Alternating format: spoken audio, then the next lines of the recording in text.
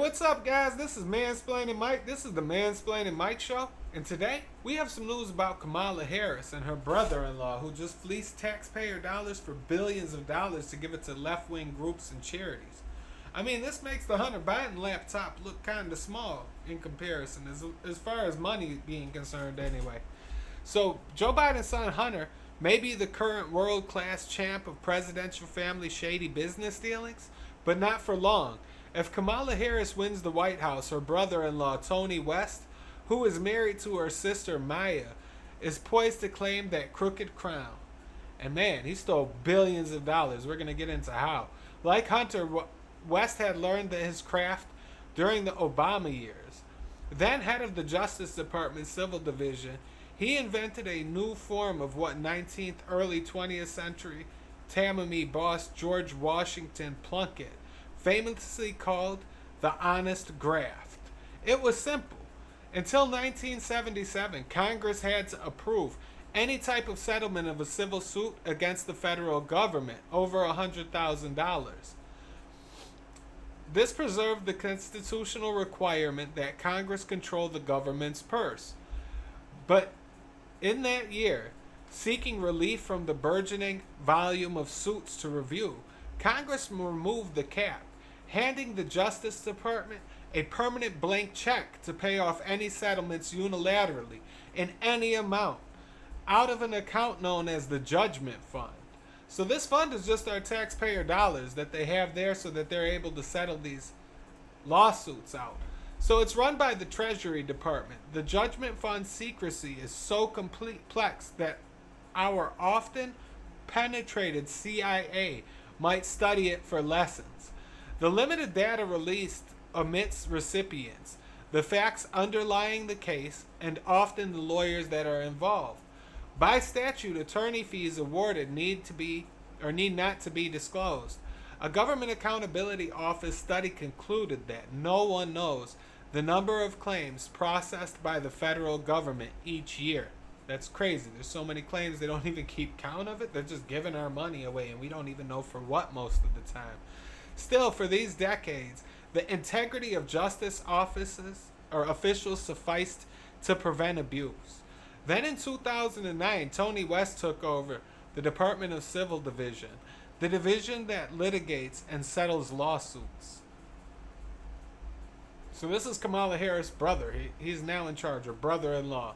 So once West arrived, his deputy emailed colleagues asking, can you explain to Tony the best way to allocate some money towards an organization of our choosing? So they're trying to take money from that fund and give it to organizations of their choosing. Settlements became the vehicle for paying off political allies, or bribes if you ask me. For example, in late 2010, after a Supreme Court victory, Department of Justice lawyers were on the cusp of winning a decade-long fight against discrimination claims by 91 Hispanic and female farmers. That's when West intervened, and as the New York Times puts it, engineered a stunning turnabout. Department of Justice agreed to $1.33 billion settlement, which included thousands of farmers who had never claimed bias. So they didn't only pay off the claims, they paid claims that didn't even exist. That's crazy. They just were giving our money away. They just print it up and hand it out like it's nothing, like it's candy at Halloween. The deal was made over the vehement objections of the department's career lawyers. The Times investigative report described West's settlement as a runaway train driven by racial politics and law firms that stand to gain more than $130 million in fees. That's crazy. That's a crazy amount of money. The projected settlement size ballooned to over $4.4 billion as additional plaintiffs were added, including Native American farmers. So just keep on adding people, keep on paying it out. It's insane. The government statistical expert was appalled. If they had gone to trial, the government would have prevailed. It was just a joke. I was so disgusted. It was simply buying the support of Native Americans. This dirty deal also inflated the number of claimants, creating a $60 million windfall for the plaintiff's lead lawyer, a member of the Obama Biden transition team. Go figure. Obama had his hand in some dirty business dealings. Everybody knew that. It's still coming out, all the dirt that guy did, but he never has to go on trial. We have to sit through all of these Trump trials, but Obama never has to go on trial, even though they're tying money back to him stealing it. I mean, it's absolutely crazy. Why isn't this guy ever brought up on charges? If anything, it's racism in the opposite direction. They're not doing it because he's black or something. It's absolutely crazy. They don't want to be called racist by locking up that former president who happens to be, well, what they call black. His dad was African. I guess he was African American because he was mulatto, but he was raised by a white family with a Jewish father figure. I should say father figure. His real father was an African American, well, was an African male anyway. In a series of bank settlements, his team added increasingly aggressive provisions, requiring the institutions to make nearly $1 billion in mandatory donations to Democrats supporting activist groups. So they're just embezzling money and giving it back to the Democrats, and they get a cut of it too.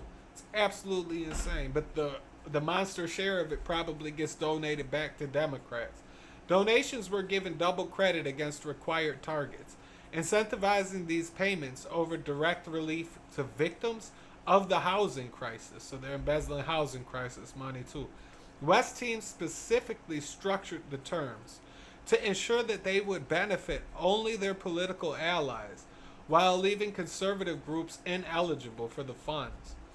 An internal email shows West's deputies rewording a settlement's donation provisions to ensure the bank could not select a conservative property rights organization as a recipient. So all the money was just funneled back to Democrats.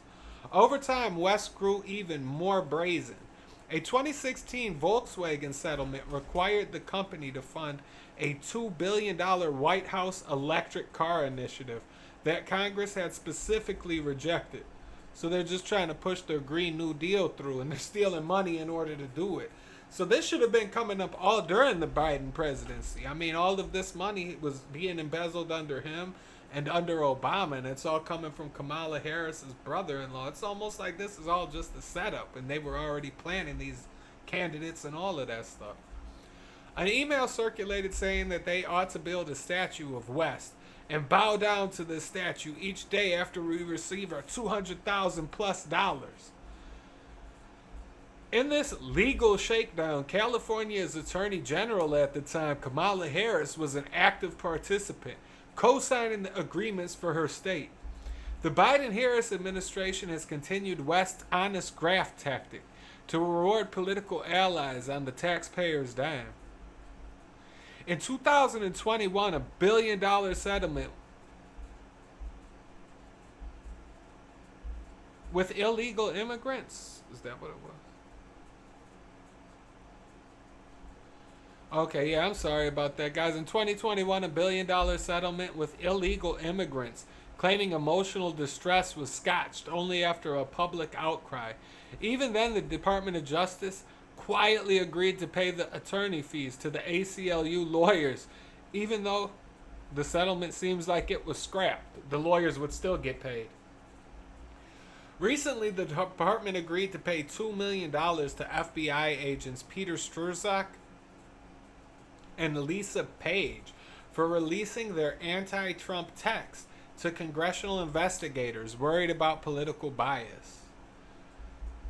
The pair claimed a violation of the Privacy Act, but the messages were sent on their government-issue phones, which contain clear banner warnings that users lack any reasonable expectation of privacy. Yeah, they're paid for with their taxpayer dollars. They're not paying that bill. We have the right to know what they're saying on those devices. The Department of Justice had ample basis to litigate the case to completion before surrendering hard-earned tax dollars to the disgraced FBI agent. This form of civic corruption is not bipartisan. At the start of this administration, President Trump's Attorney General banned settlement slush funds, while one of the early acts of the Biden-Harris DOJ was to rescind that ban. Well, of course, they have to steal money. Donald Trump was getting in the way. So that's more reasons they don't want him to be president right now. It's because he gets in the way of them embezzling our taxpayer dollars. Democrats have used this year's convention to cry that Donald Trump is in this race only for himself. Though not one of their many court cases against him charges misdirected government funds, but here it's being uncovered that they misdirect the funds all the time. Meanwhile, the Tony West invented, Biden-Harris operated, honest graph machine pours taxpayer billions of dollars into left-wing activist groups, and West is said to be Harris's White House counsel in waiting. Hunter Biden step aside. A new big guy is coming to town, Kamala. With the help of Tony West and his cronies, she will show you how honest graft is really done. Well, guys, that's some interesting information coming out. Just imagine that. We just uncovered where all of our taxpayer dollars are going to, or at least a lot of them. And that's a lot of money that I could think of better uses for. There's homeless veterans sleeping outside. We have a border crisis. But all this money is being funneled to Democrat campaigns? What kind of stuff is that, guys? There's homeless veterans sleeping outside, but the government needs more money. Our government employees need to steal more of our money. That's insane. We would be better off with no government rather than a government like this who ignores our problems here at home and gives all of our money out to foreign aid for Ukraine and Israel. It's absolutely insane, guys. Anyways, guys, this is the Mansplaining Mike show. I'm Mansplaining Mike. I hope you enjoyed it. I hope I read it well enough for you guys to understand. Make sure to like, comment, and subscribe. And I'll catch you guys on the next